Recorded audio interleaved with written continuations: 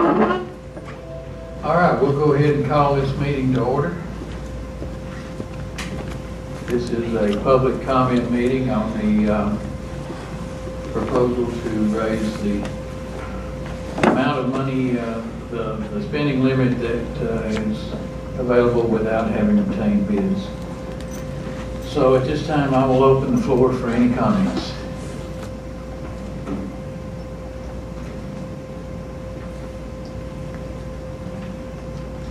Should I pay in the room or? Good thing we didn't charge a cover. Still what? Good thing we didn't charge a cover. Yeah.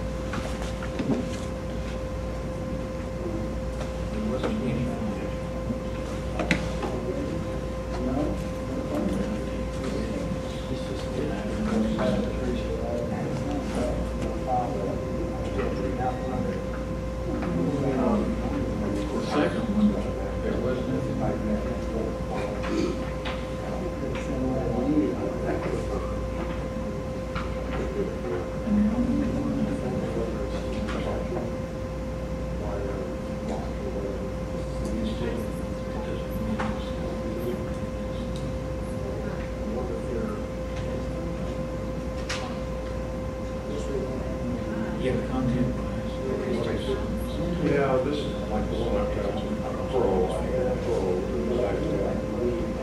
regular. She's got one of the original small versions.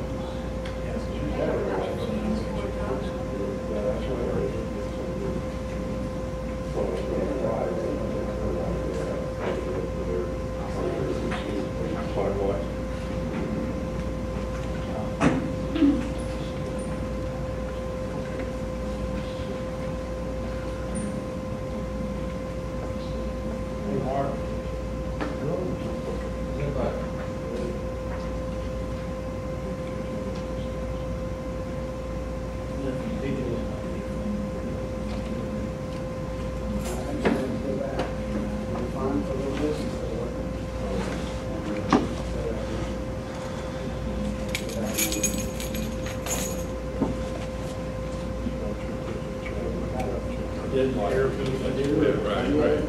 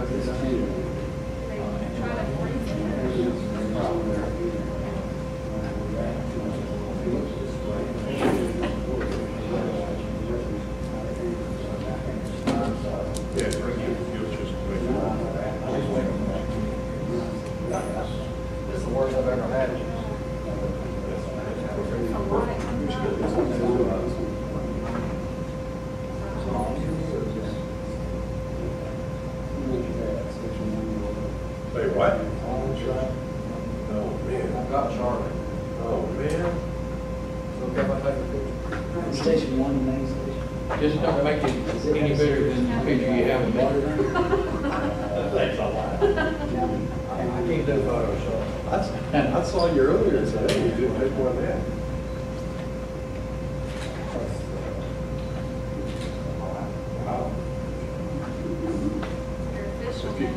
Keep it off Facebook, I'll be okay. I don't know why the post office want to do this. David?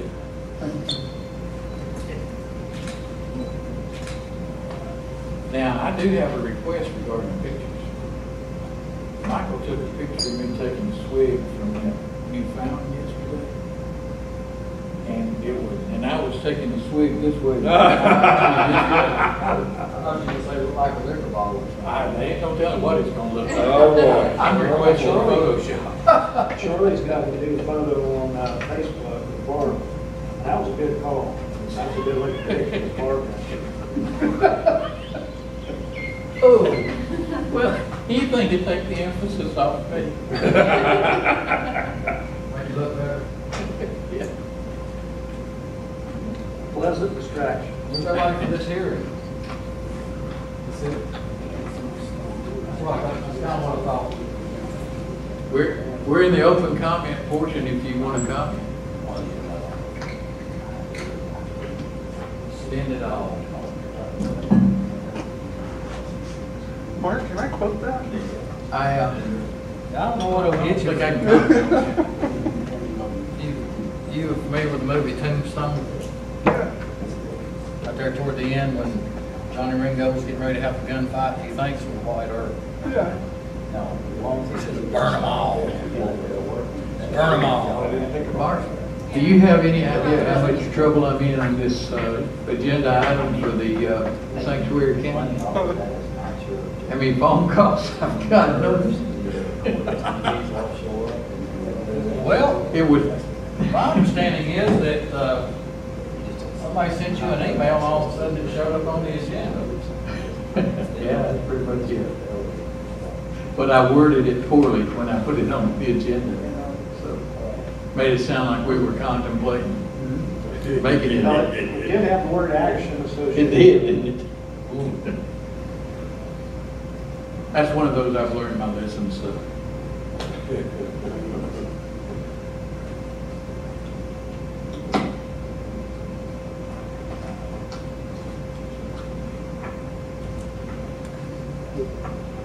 So this, I think we may have this this. is what we're going to have next month. So we got here. Well, It'll be whatever the next one meeting, that's on this 10th, I think.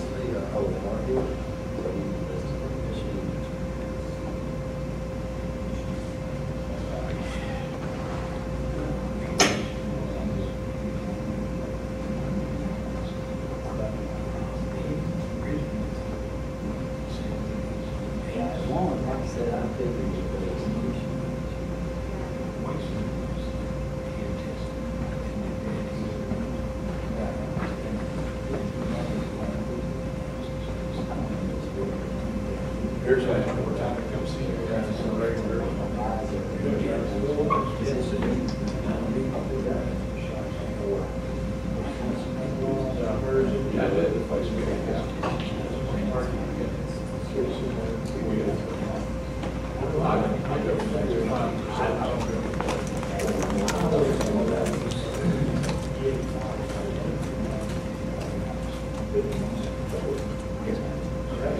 Well, He is, I texted him. Yeah, these guys, get on with it. No. I'm surprised he's not here. So you can get a gas station, might have 80%, that's the highest on the pump. And then 52 is the lowest. They can't go below 50.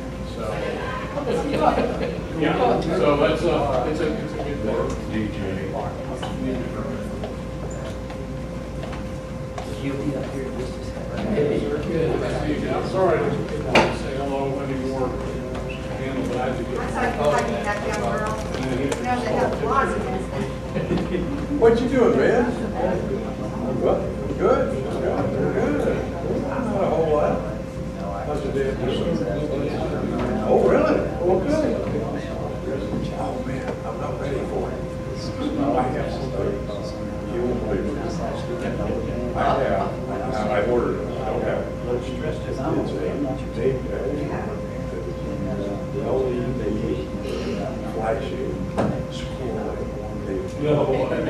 I saw this guy, I see this guy, he's selling. I don't know what he was selling, standing in the aisle. I should like him. He says, I've got to have one of those. I would. I was just going, I mean, I tried to do it different. I gotta get it. Oh, yeah, absolutely. It's designed to place it right there. That would be like, What? Yeah, so as you're going, No, you're, it's just a strand of lights. As it spins, He's not here yet. on it, you drive by somebody, they can watch. It's very complex.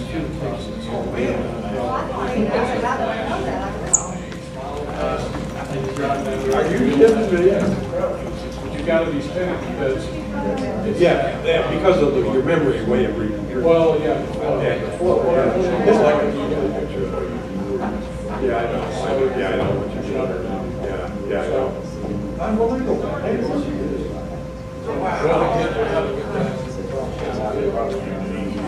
Can I put one on a bicycle? Yeah. I don't dare put one of those on his car. Wow. Yeah, right. Yeah, right. That's better than playing cards websites. Yeah, they're doing like running stuff.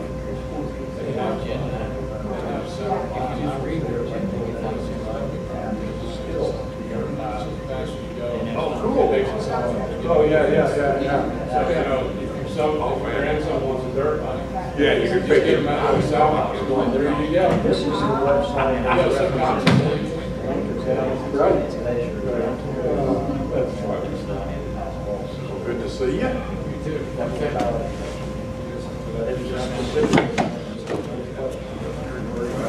It's early.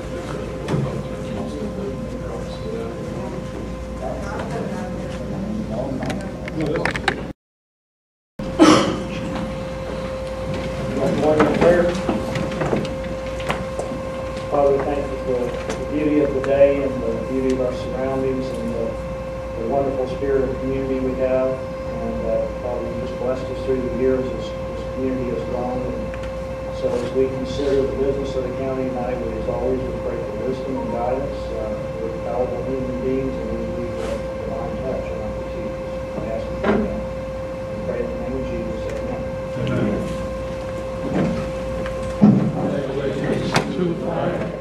United States of America, and to the republic for which it stands, one nation, under God, indivisible, with liberty and justice for all.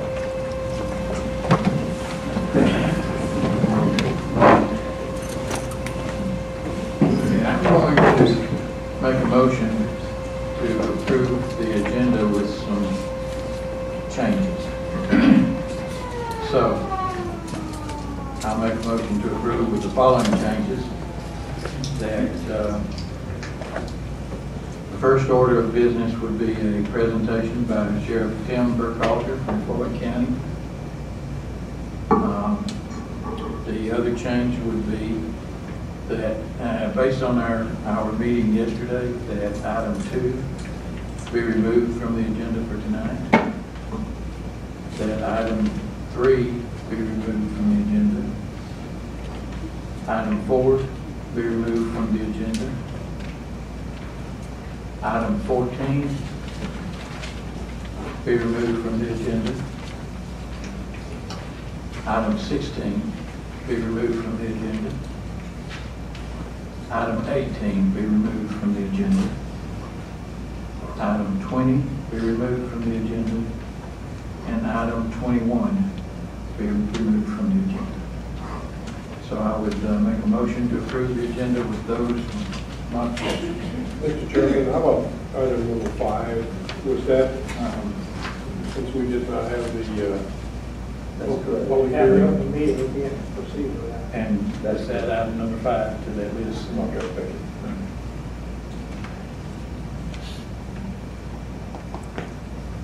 Any other changes?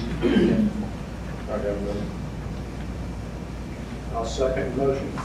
All in favor? Aye. Well, I'm assuming that that includes removing number 5 from the Yes.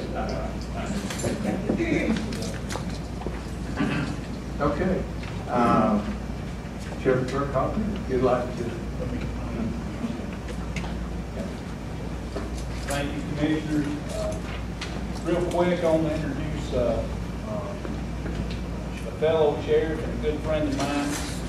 He's going to do a quick presentment, and then we'll be out of y'all's hair. But back in 2004, Sheriff Tim Burkhalter from Floyd County was elected sheriff in Floyd County. We spent about 4 weeks together down in Forsyth learning we learned everything in 4 weeks we needed to know how to be sheriff. And matter of fact, we learned probably a little bit that we didn't need to know. But we became good friends. Beyond being fellow sheriffs, I consider him a true friend. He's taken Floyd County Sheriff's Office in the same direction we tried to take the Sheriff's Office in Gilmer County, and that's in a very progressive and professional environment, and at the same time still be a sheriff that that you can consider a small town type atmosphere. He still goes out and spends a great deal of time in his community. But without further ado, I'm going to bring Tim on, let him speak about accreditation and certification, and then he'll do presenting. Tim Burkhalter.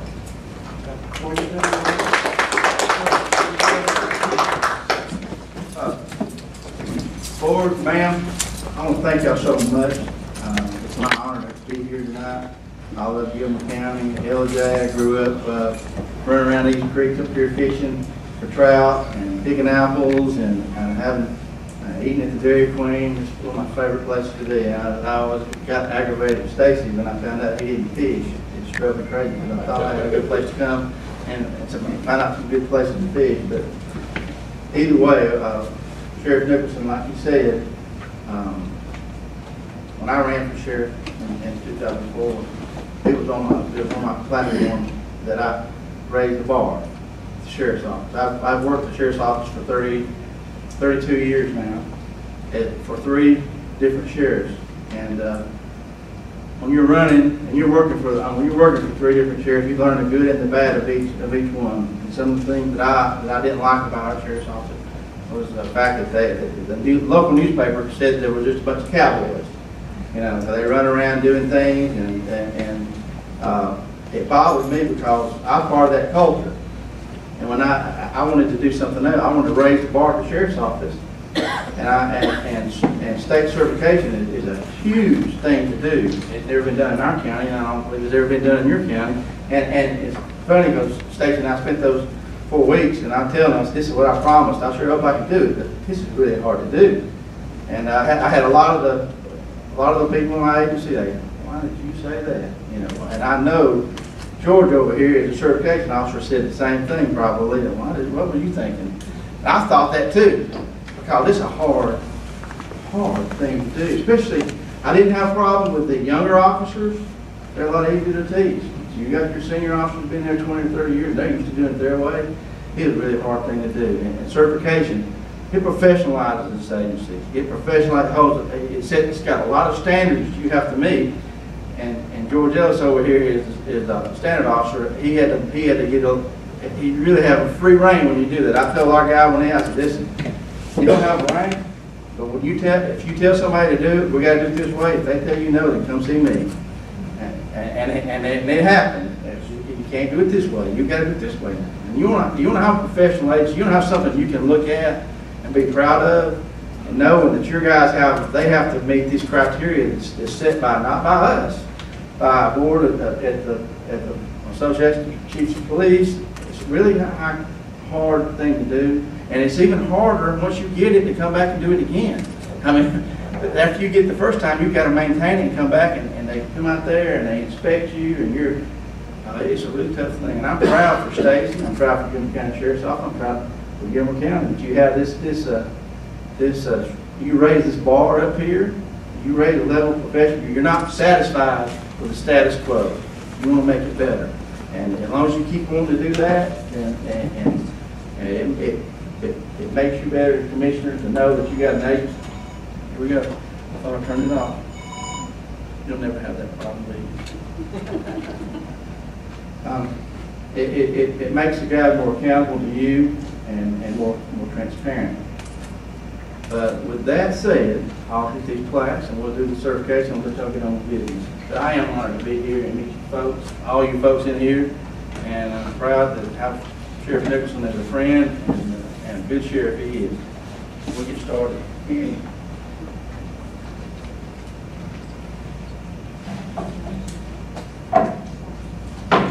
George, you're the one who did all the work. And you're probably one of those, it's like being an IA guy. When you do the IA, they tell you your job is really important and everybody's going to like you. It don't really happen that way, does it? Never.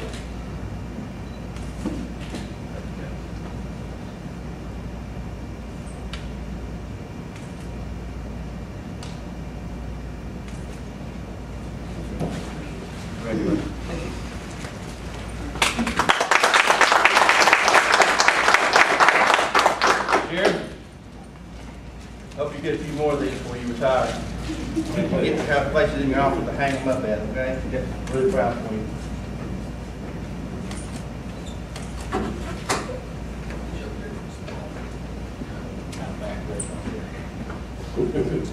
Up against the wall. Spread on these.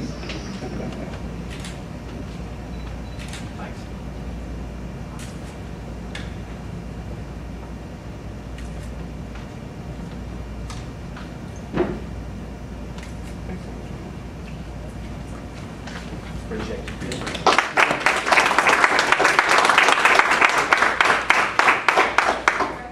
Yes, ma'am. You said a lot of really nice things, but you didn't tell us what exactly you were getting. I didn't say exactly what you're getting, plaque. Well, This is, what does that, what does it represent? it represents a lot of, George, you want to tell them? The state law enforcement certification program is the state of Georgia, sheriffs and police chiefs have come together and they've established 129 specific standards that talk to everything about how we write reports, how we document use of force, how we hire, discipline policies, personnel issues. Everything is covered. It's an all-inclusive policy or program. And there, of these 129 standards, we're required to have policies that reflect that we're doing those 129 standards, and we're also required to show proofs that for every 3-year certification period that we're adhering to those proofs every year to those standards. And the great thing about it is, like both sheriffs said, it's not we're just out there doing what we want to do. The sheriffs have the authority to basically say, okay, you went through the academy, I can make you a deputy. But they've chosen to take the extra step of implementing state certification, which is all voluntary, which requires like background checks, polygraphs, all types of required things to hire people. So it's not like, you know, some people might think, oh, they're just hiring like their cousins and stuff. That's not the way it works. And every 3 years we get inspected by a team of assessors from outside our agency to make sure that we're adhering to it. And what just happened is we just finished a certification period. We were inspected in February and we were certified. Wonderful. We're recertified. So now we're certified for 3 years. All right, thank y'all. Thank you.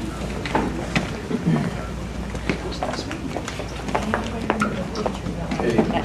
Next item is the approval of the minutes And I would make a motion that we approve the minutes with the corrected typos that we've already discussed. Second. All in favor? Aye. Sandy, you want to give us a financial statement? This is the financial report for June 30th. Each department should be at 50% of their expenditure budget used. Departments over budget at June 30th are tax assessors at 51%, sheriff's office at 52%, detention center at 51%, and E911 dispatch at 52%. Overall, we are at 33% of the total revenue budget received and 47% of the total expenditure budget used. Total revenue received to date, $6,694,926. Total expenditures to date, $9,524,222. Any questions on the financial report? Thank you, Sandy. Thank you.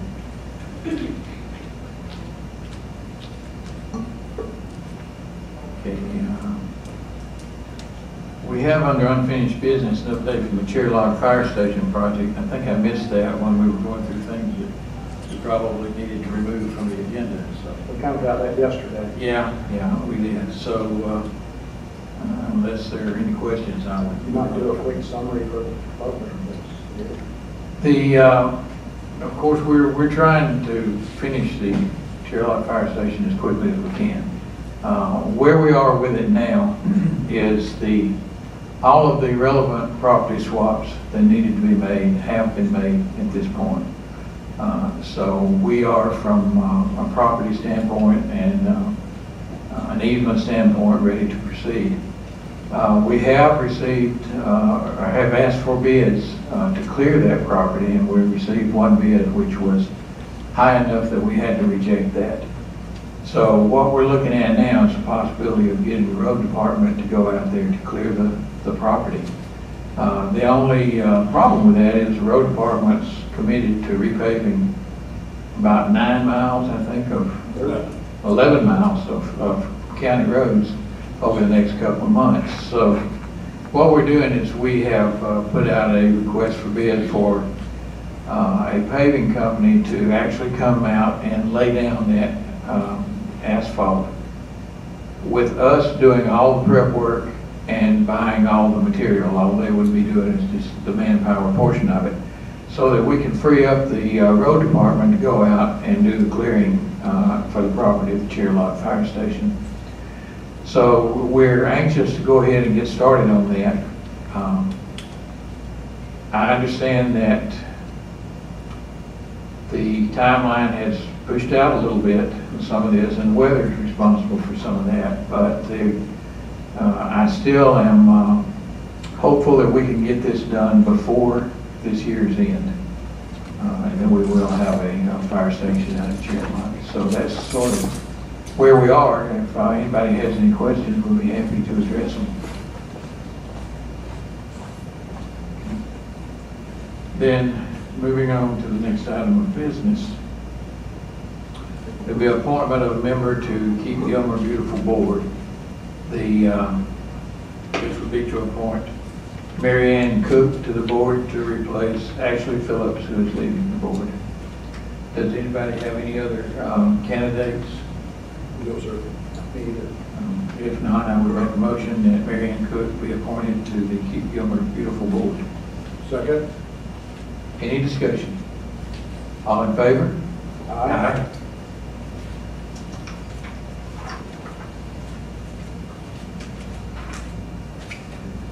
This is going to bring us to several requests for rezoning.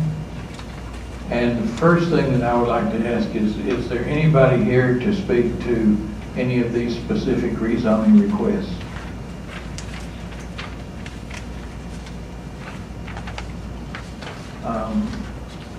Travis and Dallas, do y'all have any further questions on any of these?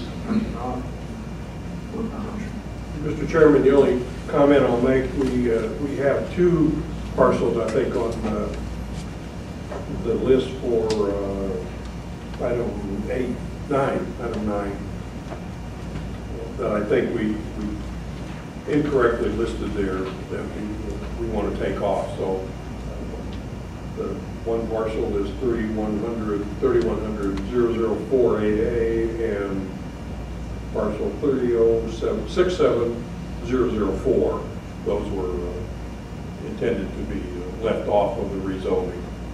So I can make a motion that we approve all three of those that are changing the zoning to PI1. I'm not With the seeing exception that. of those two. I'm not seeing that on item 9. Could that be item 6? Did I pick the wrong item? It's out of maybe. 8, Item 8. is that what you're, It may be 8. I apologize if it's 8. In fact, I think my numbers are different because of today and yesterday. It's the last page. The last of the 3. Yeah. Okay. And what was your motion again? I would make a motion that we approve these. Do we want to approve all the others or wait on those? Let's do these separately because we're going to be taking out a couple. Yeah, I want to make a motion that we approve these rezonings with the exception of those two that I mentioned to the PI1 classification. I'll second that.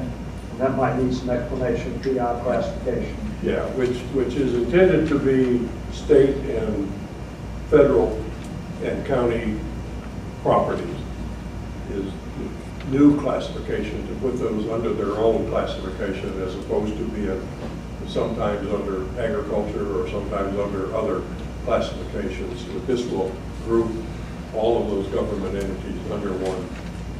I think that's the exact definition of PI, which is public institution. And this is a batch to move several of them in one motion versus advertising each one individually and so forth, and we are under law able to do that. So with that said, are there any questions or discussion on that? Now, the motion was for the first 3. The first 3 minus the couple that we need to remove. Okay. And you second it. I did. So if there's no further discussion, then all in favor? Aye. What I would further recommend, and I will make this in a form of a motion, that we also approve the remaining 3 requests for rezoning. Since nobody's here to speak to them, and they're approved by the zoning board, and there was no opposition, so. Pretty straightforward. So I'll make a motion to approve the final 3, 9, 10, and 11. Second. Any discussion? All in favor? Aye.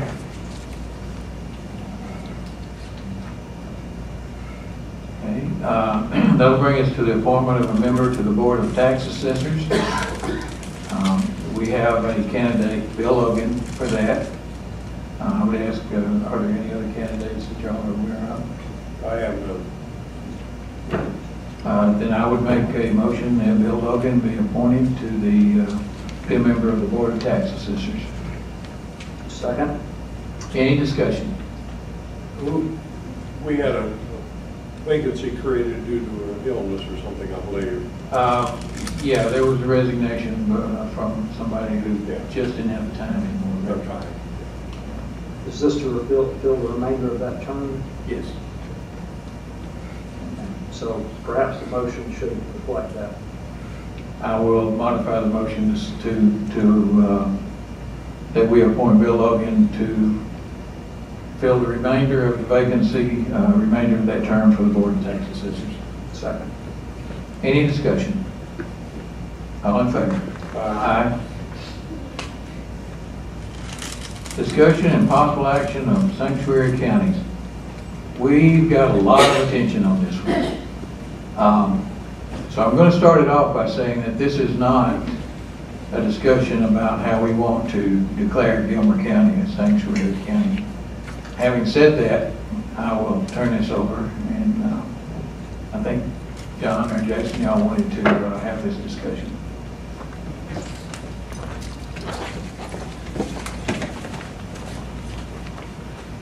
My name is John Williamson. Can you hear me? Is it okay? Yes. Thanks for giving me the opportunity to talk about this issue. It generates a little excitement, I hope, and interest in the county. But Oh, it's generated excitement. before getting to the state law and the county resolution, I want you to understand that my motivation for bringing up this topic is my belief that the underpinning of our country is the Constitution and the rule of law. Now, when you talk to immigrants that come to this country, you hear a common theme. This is a country of laws which protect the citizen and his property, unlike many other countries where the government can confiscate citizens' properties and imprison them on a whim with no recourse. The rule of law implies that when laws are made, they are enforced, and the citizens also have the right of judicial review. Now, lately, we've heard a lot about sanctuary cities where the governments in those cities refuse to cooperate with federal officials regarding illegal immigrants. They are refusing to enforce the rule of law, and this is a very dangerous trend in our country, in my opinion. Now, we here in Gilmer County are quite self-righteous. We look at San Francisco, Los Angeles, Chicago, and we see that they are defying the federal government and enforcing the rule of law, and we say, shame on them. Well, this got me to thinking, are we in our county a de facto sanctuary city and county ourselves? Now, we may not have passed any resolution not to cooperate with the federal laws, but we are turning our heads and ignoring enforcement. But are we turning our heads and ignoring the enforcement of our immigration laws? Now, in 2009, our then Senator Chip Pearson introduced Senate Bill 20, which was passed into law. And in summary, this bill prohibits immigration sanctuary policies by local governments, and the penalty being the withholding of state or state-administered federal funding. Technically, Gilmer County is not a sanctuary county because no resolution has been made to this effect. So in answer to those questions, we are not a sanctuary, technically a sanctuary county. So that's good. But on the contrary, recall back in 2014, our county commissioners signed a resolution which basically directs all county law enforcement officers who have sworn to uphold the U.S. Constitution and its duly created laws to enforce the immigration laws which declare that it is a violation of law for any person to conceal, harbor, shield from detection any alien who is in the United States in violation of this law. This is a felony with a fine and imprisonment of up to 5 years. Now, is there anyone in this room that believes this law and resolution have been enforced in this county? Is there anyone here that believes that we do not have one illegal immigrant in this county? Well, I don't see anybody commenting on that, but I believe that, that this is an issue. Now, as Chip Pearson said, here's the crux of the matter. The question is not whether we want to enforce the law. Rather, it's necessary that we do this to enforce these laws and protect our citizens as our Constitution requires us to do. Why have we forgotten, for instance, the attitude in the 1996 Welfare Reform Act? It was a bipartisan bill sponsored by both President Clinton and Newt Gingrich, as you recall. In its preamble, it gives us an idea of where our attitude in America is about immigration. It says, number one, self-sufficiency has been the basic principle of the U.S. immigration law. Number two, it continues to be the immigration policy of the U.S. that aliens, legal aliens within the nation's borders, do not depend on public resources to meet their needs, but rather rely on their own capabilities or those of their friends and neighbors. And finally, the availability of public benefits should not constitute an incentive for immigration to this country. Now, I think we've forgotten that. I don't think that we even thought about that. That's been eroded. But if we had applied those attitudes today, we wouldn't be in where we are. Now, while my personal issue, continues to be whether we are a land where the rule of law prevails, there are other issues as well. It's great that some of us reap the rewards of having low-cost labor from those that we suspect are illegal aliens. But what about the cost and the subsidies from the rest of us and the citizens? As one man from California says, learn from us. You may get one low-cost laborer, but he brings a life and 2, 3, 4 children and cost the community $10,000 a head to educate, as well as providing community benefits. Is that worth it to us? And we already can note that our school system has had to add 2 new ESL teachers at a cost of probably $200,000 loaded paid salaries to our school budget. And who's paying for that? So, need I say any more? I think you understand what the point is. And what I'm saying is I'm asking. It's up to us in Gilmer County to decide if we want to expect enforcement of our laws. Yes or no? If no, fine. If yes, what should we do to make it happen? Is there any reason that we shouldn't? So that's my point. I just wanted to bring this into the open because we did have a county commission resolution 2 or 3 years ago. That's why I'm bringing it up here. That basically said that we should have enforcement of the laws in the county. So enough said. Thank you very much. Thank you, John. Thank you, John. Are there any other comments regarding this? Yes, sir.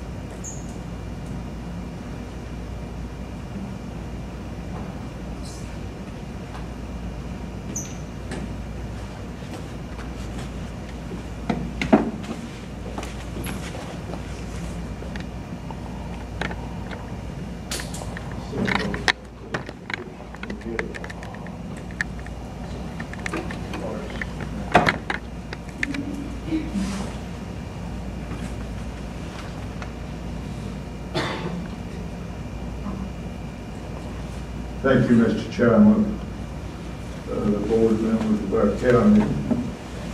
It's a privilege that we have the freedom that we do today to speak and apply our thoughts that affects our county, our state, and our federal government.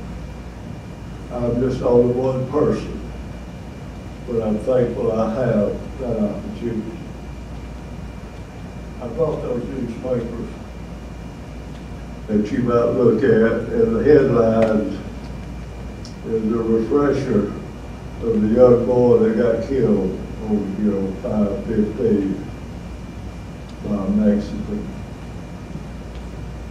That case is still unsolved as far as bringing that person back to Gilmer County, the state of Georgia, in the United States. That family probably lives in agony every day, 24 hours a day. I would. I am not against any person from any part of the world that comes to the United States and Gilmer County. It is legally documented and has the right to be here. I wouldn't have been here had it not been for my grandfather who landed in Philadelphia out of Germany, came down to North Carolina across to Dawson and Gilmer County, Lumpkin County. I'm thankful for that I have this opportunity today. As far as our Mexican government, any of you that wants to go down there, go as this Mexican here came to Gilmer County and see how long you get to walk the streets. You'll be in jail. And it'll take the federal government of the United States to get you back out, if you get out. I cut out all the sheriff's reports out of the Gilmer County Times and filed. This is 1 year. In it, you can find the names of Spanish names, and it's no driver's license, drunken driving, child abuse, rape, you name it, there's reports in our county of anything from murder on down that can happen. And the place for those people are back in Mexico, period. Our sheriff's department is worked over capacity because of this. Our courts are worked over capacity because of this. The taxpayers are having to pay more taxes to keep our government going because of these crimes. Our schools are overflowing. I live out 382, and before school was out this year, I got behind the school bus out past Simmons Road, and it stopped out there, and there were 26 foreigners got off that school bus. And the school bus went on. That was all it was on it, to make another pickup. We have got to support our government, our commissioners, whatever it takes to make this county safe, secure, and viable again. And put these people, if they're here illegally, they need to be placed in jail. If they do a crime, they need to be placed in jail and automatically sent back to Mexico. We don't need them here to feed them and clothe them while they're in jail. You're having to pay for it as a taxpayer. And I'm thankful that we have the ability that it comes up and our commissioners are strong enough to give the public an opinion to speak on it. But it is wrong of these things that is happening in our county today. Thank you. Thank you, sir. Thank you.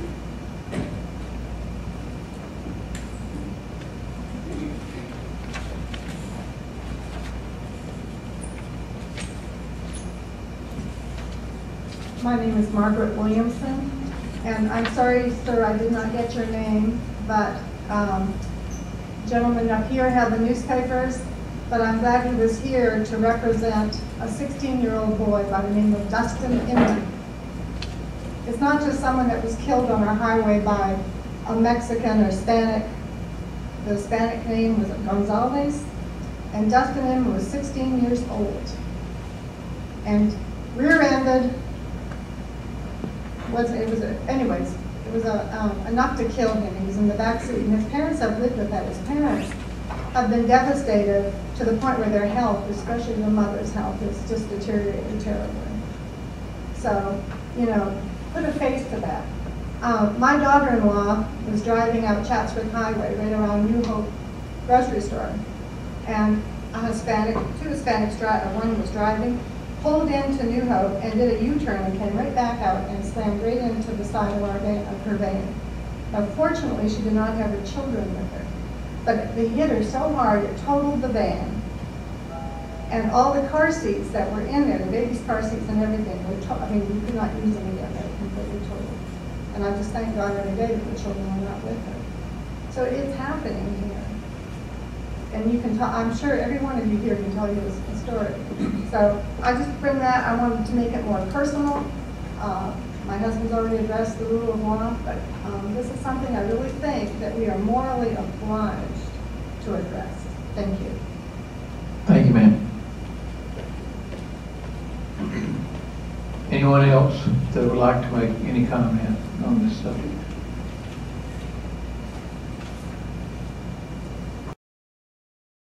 Mr. Chairman, Yes. I'll make a brief comment. I was one of the commissioners that was in office at that time. I know Chairman Paris and Travis Crouch were not members at that time, and we did create and pass a resolution. I want to read just a couple sentences out of that so you understand what we tried to do there and how we put that into words. The first thing, basically, we said there that housing of illegal persons in Gilmer County is not in the best interest of the public. And that's a broad statement, but that's the way we felt at that time, 2014. We did resolve that we would have all of our county law enforcement officers, which they did when they are sworn in, swear to uphold our Constitution and to enforce the immigration law. So they are under oath to do that.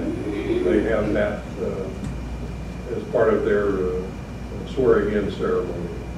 We did say that we as a Board of Commissioners would deny the federal government permission to locate any illegal persons into our county, which is primarily where sanctuary cities are being used for that purpose.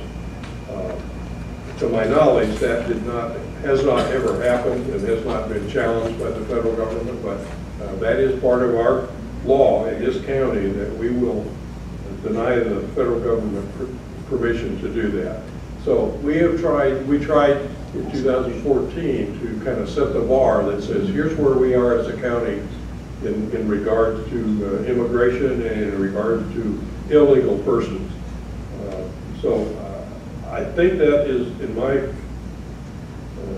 judgment, a fair statement of the commissioner's responsibility to enact laws that protect our citizens and provide for a lawful government. We believe that's there. If there's something further to do, I would be open to listening and talking about that, but I really would like to stand on that ordinance or that resolution as it's written and let that remain what we have as a law here in our county.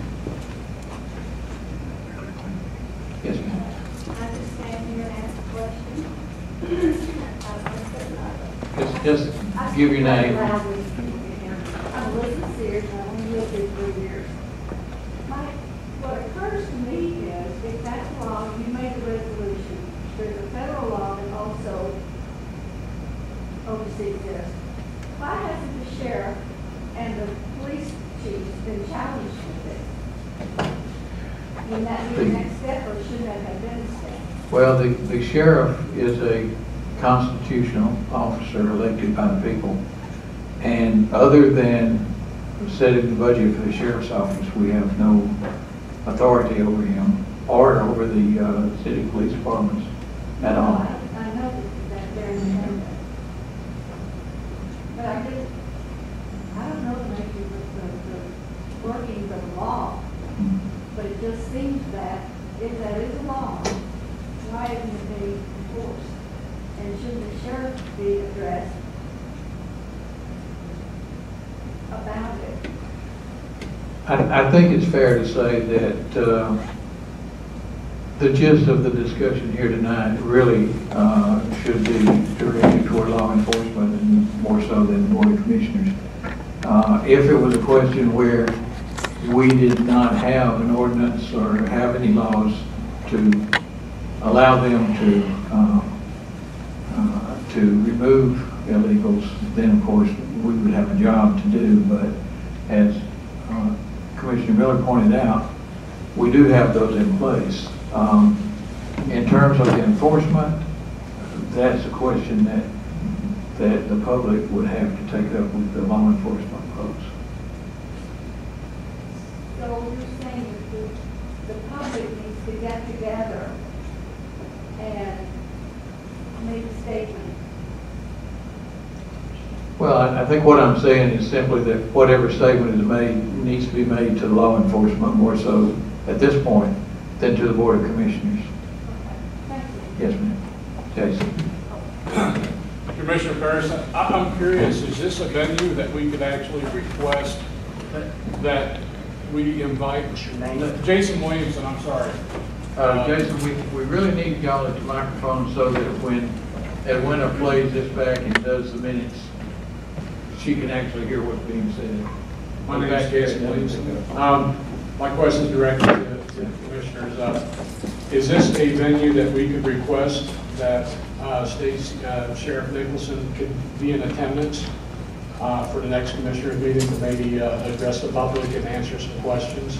Well, I think that request would be, I think it would be appropriate to request that of Sheriff Nicholson, and we would certainly make him feel welcome. Okay. But that would be something that would need to come from y'all. That sounds like in this scenario might be a good venue with a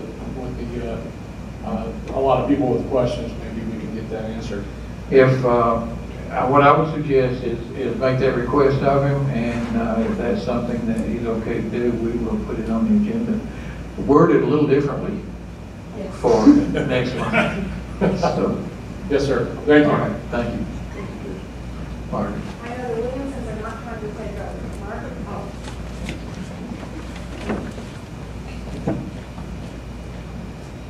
Margaret Williamson, Commissioner Miller.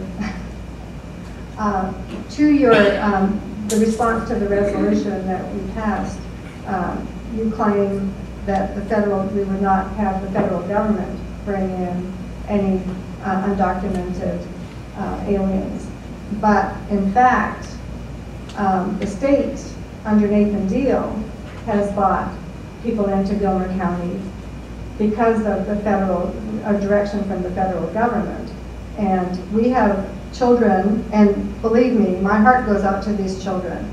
If I was living in Guatemala, Honduras, or Mexico, and I had the opportunity to bring my children for a better life, I probably would do the same thing.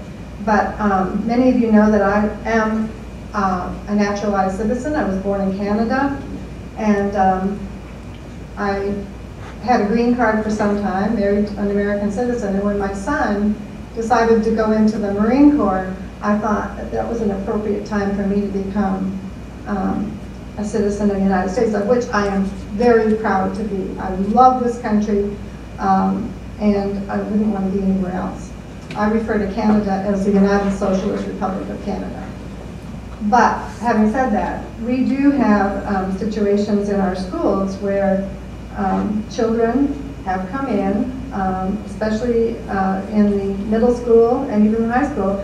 They do not speak a word of English. The schools are obliged to take these children in. We have no idea of where they came from. They have some kind of record that I am questioning, but my main concern is that they come not inoculated against childhood diseases. And we have seen an uptick in whooping cough. And if you've ever heard a child that has whooping cough, it just breaks your heart. I mean, it's just terrible. We've had measles. There are a lot of things that were pretty much, were no longer a problem that are now. So those are things to consider. And again, Johnny's already mentioned having to hire the 2 new ESL teachers. So, you know, there's the health problem, tuberculosis, and it's just not talked about. But the state has, quote unquote, dumped children here. And I don't know who sponsors them. You know, that's, we can't get that information. That's a private matter. We don't have that in the record. So perhaps we need to change that resolution also to not allowing the state to bring undocumented people and children into this county. And as far as the enforcement part, I understand that you cannot dictate to what these agencies, whether it's school board or the sheriff's department, can do. But you do have to approve their budget, and I'll say that, and that's it. Thank you. Margaret, I'd like to, just one comment to resolve, or to respond to that. When that resolution was passed, and part of that resolution was that the commissioners resolved that we would provide, and we did provide copies of that resolution to our state and federal representatives, elected legislature folks, so that they, at that time, were aware of our resolution and our stance on this issue. I do not know for a fact that that has been done with people who have been elected to those offices since then, but that was the extent that we felt we had the authority to do, was to notify our legislative representatives, both state and federal level, of our position. So I didn't read that before, but that was part of that, and I think it addressed the problem. It kind of puts the burden on them, and I hear what you're saying. I don't know those facts, but I do hear what you're saying. And, I don't know that we need to change our resolution. It may be a matter of, as Jason said, that we communicate further with our enforcement folks. But thank you. Okay, are there any more comments on this particular subject? Where can we get a copy of that resolution? If you will leave your contact information with Edwina, we'll either email or mail, whatever you prefer, a copy of that to you. It's actually, if you want to know, it's resolution 14-100. You know what to request, that'll speed the process up.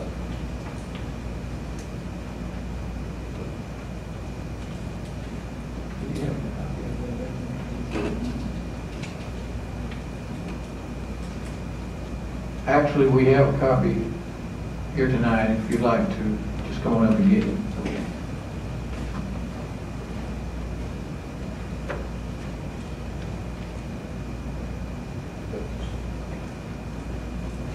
Yes.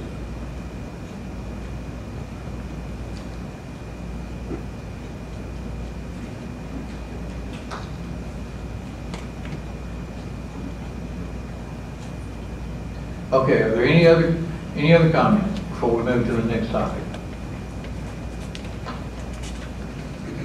If not, we will move to topic on possible action on the soccer field lease, which I believe really has already been, was probably one of those I should have included in my removal motion. Because as I understand it, the decision on that was simply that there would be a new transfer lease. Was that transferable? Now, I think the question we had, David, was it legally transferable? I got to a lot of those items from the workshop yesterday, but I didn't get to the last question. How would y'all feel about us tabling this into next month? I don't see any need for it. Or do we even need to have? Could we authorize you to execute the document, assuming it's transferable, but just substitute a new entity? We could do that, yes. Would that would satisfy? And then perhaps it wouldn't have to come up. Absolutely. Well, I'll consider that a motion. Second. Any discussion? All in favor? Aye.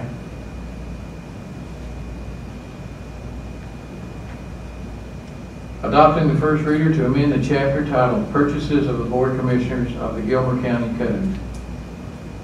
This is the one that we just had the public comment meeting on. And essentially what we've got is a limitation that says if we do more than $20,000 worth of business with any one entity in a year, that has to be put out for bid. Anything over and above that 20,000 has to be put out to bid. For the most part, that's workable. But there are some situations that come up where $20,000 over a full year period runs out pretty quickly. And in some situations, these things are not really conducive to a bid process. So what the proposal is, I think we do need to raise that amount, but we also need to be sure that we maintain accountability when we do that.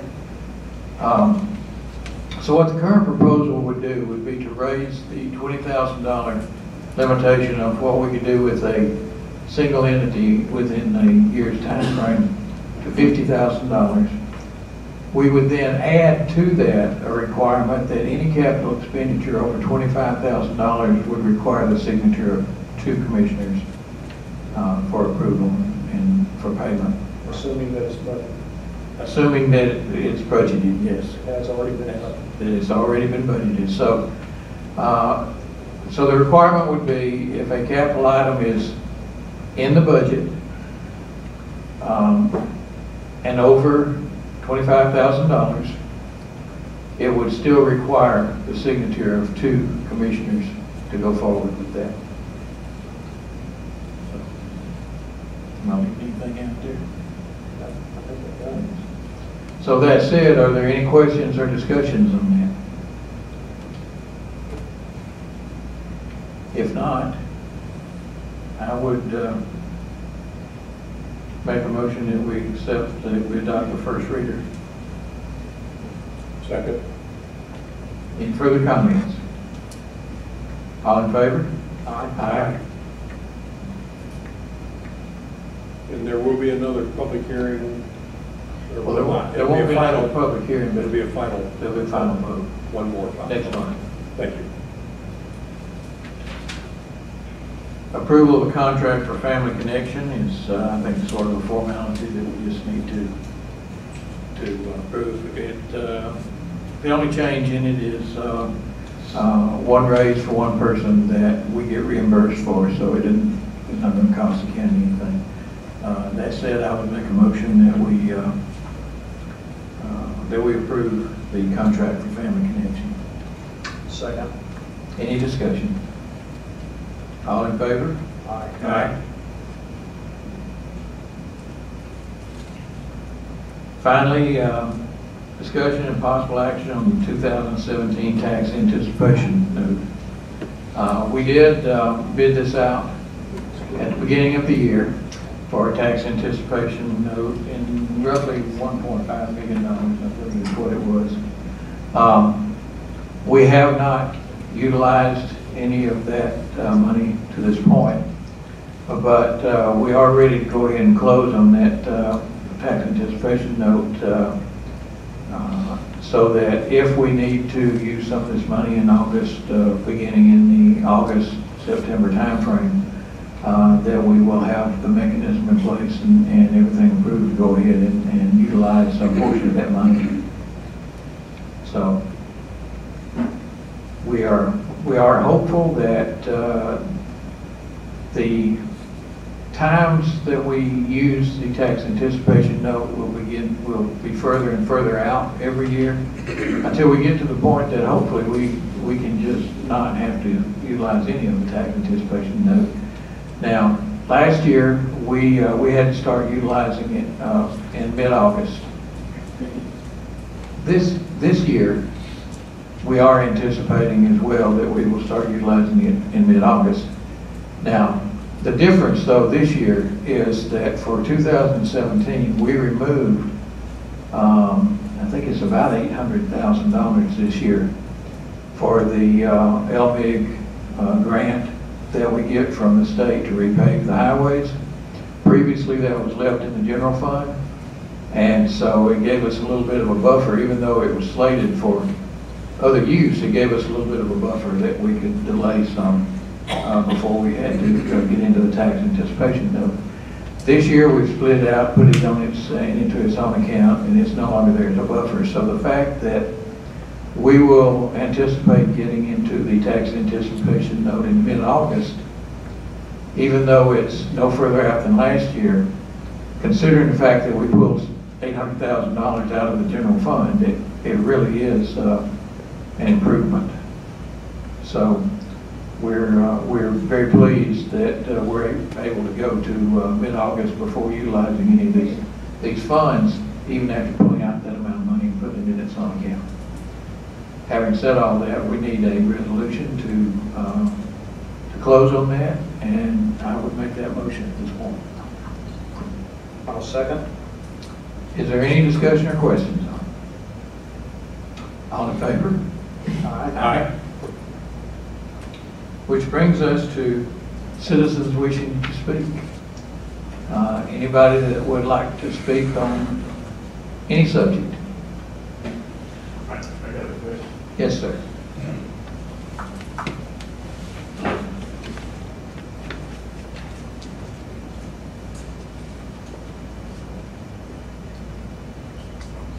My name's Warren Gilmer, and I was asking about, I wanted to find out about that river fee, in which y'all are supposed to, I think, open up your own separate account on it. That's correct. I didn't see it on the budget. We have opened a separate account for it. The account that we opened, what was it, about a week or so ago when it was finalized. And the budget that was presented tonight was through June because we have an accrual time that we have to do. We can't really give you anything through July the 13th. Well, they were paying in June. I was just wondering, I didn't see it. When we initially started getting funds from it, we did not at that point have the account open. Right. So what we did was we held the checks while we were getting the account open. Okay. And as soon as the account was formally opened, then we deposited the checks into that account. Okay. We'll be happy to get you an amount. No, it's okay. I just wanted to find out what the deal was on that. Yes, sir. I didn't want it all coming from the same thing. It's not. It's all in its own separate account. That's more. Thanks. Thank you, sir.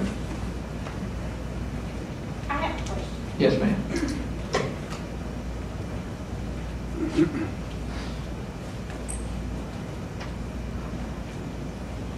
My name is Pat Roberts, and I was wondering about the county-owned property at the end of Mulkey Road.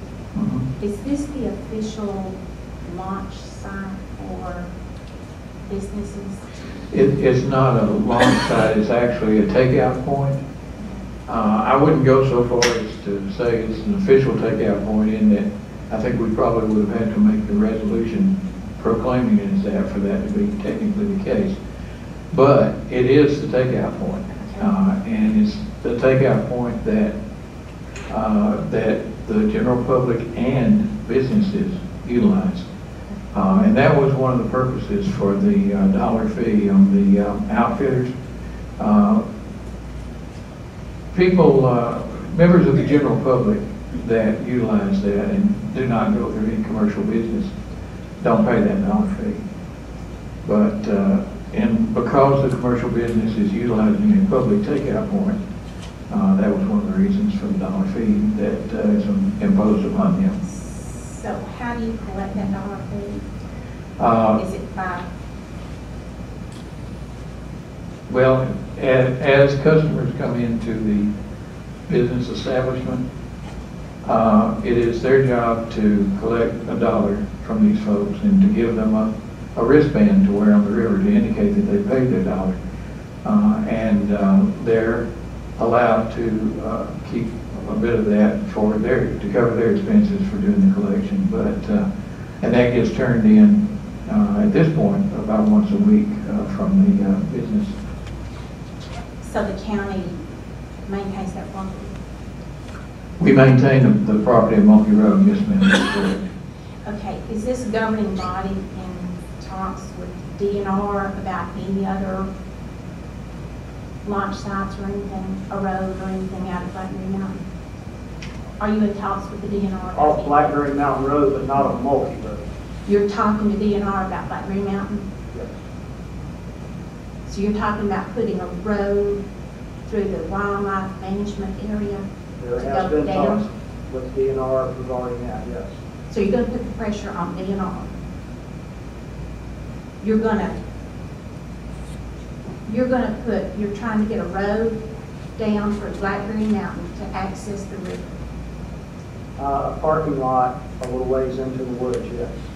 That is the discussion. So you're going to get more traffic on Blackberry Mountain Road?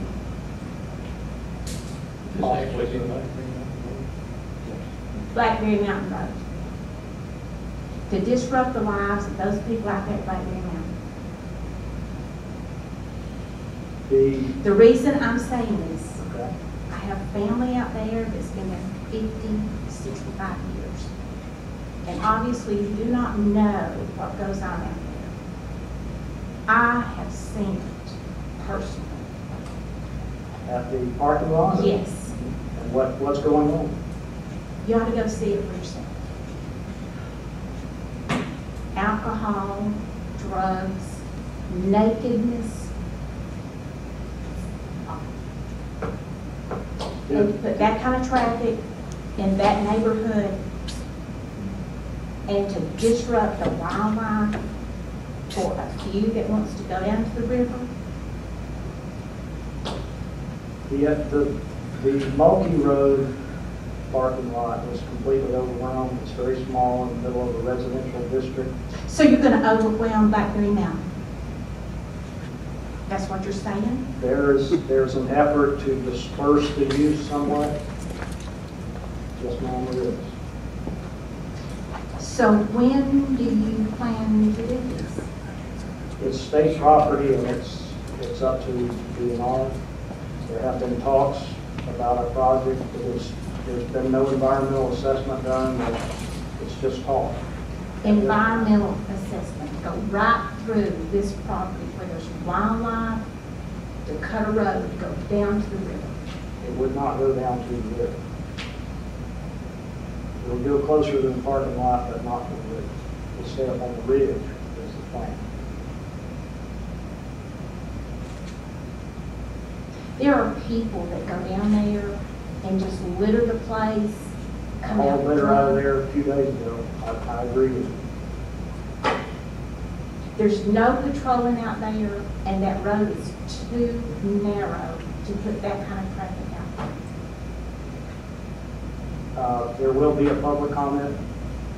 When will that be? It has not been scheduled. It's arranged by DNR if they decide to move forward. So will you all publish that? Yes, And it'll be in the newspaper? absolutely. Thank you, ma'am. Any other comments on any subject?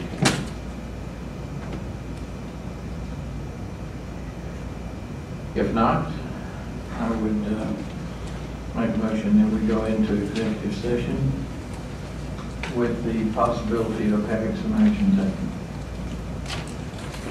One second. All in favor? Aye. Thank you, folks. We appreciate it.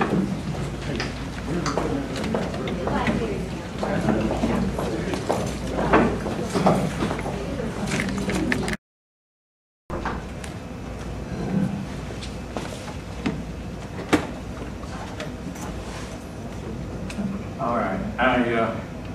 I do hate to kind of get on the bad side of the press that has waited for us on this, but I'm going to make a motion that we come out of executive session with no action to be taken.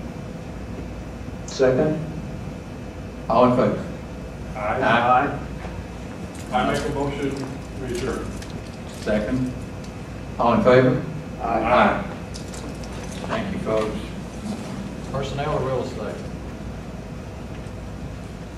Potential litigation. Okay, thanks. Little tidbit. It wasn't for nothing.